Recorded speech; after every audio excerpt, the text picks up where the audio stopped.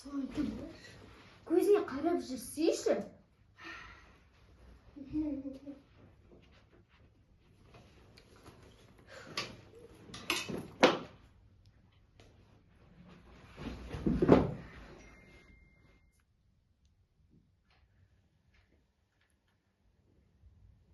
Сол звоноктамыз, Джуля. Қазір күте тұршы, Джуля.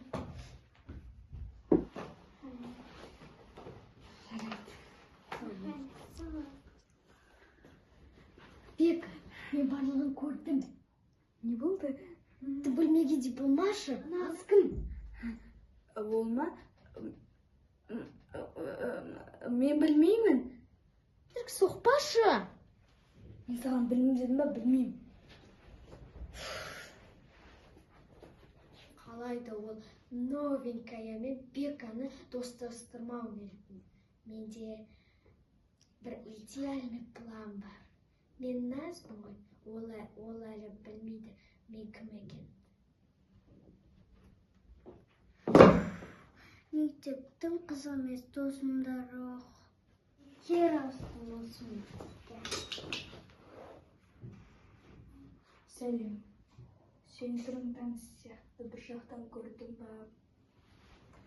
Сенің атың кім? Аида. Сен жаңадан келген оқушысың ба? Иә. Ештеңе айтпайды, біздің мектеп жақсы ғой.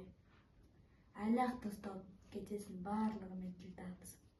Бірақ тек қана шамалы қыздардың мінезіне шыдасам болды.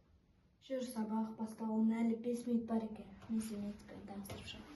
Жарайды. Міне, осы біздің мектеп. Саған ұнады ма? Иә, ұнай бастады. Қарным ашып кеткен сияқты тамақ ішетін уақыт болды.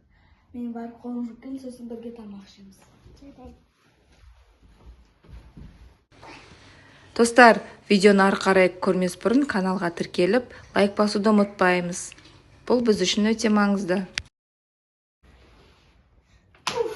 Мен оларды ажыратам деген сайын, оларды жақындатып жатырмын ғой. Сенде бар жақсы ма? Иә. Біздің сыныптың қыздар сондай жаңағы Наз деген қыз ғой, саған подружка болып қойған. Енді олардың характерін ұстау керек, олардың характері өте қиын. Мен сонда қалай дос болам? Оны қоя бер, рахмет саған. Нағыз мен дос болмасам болмайды екен, бірақ менде әлі план Б бар. Жарайды саған, рахмет, мен үйге. Достар, қалай ойлайсыңдар? Мен істеген дұрыс болды ма, дұрыс болмады ма? Новенькийға. Ну, нас всегда права. Достар, бұл біздің алғашқы видеомыз, так что не судите строго. Біз енді бастап келе жатырық. Достар, бұл видео ұнаса, комментарийға жаза кетіңіздер. Біз екінші сериясын түсіретін боламыз.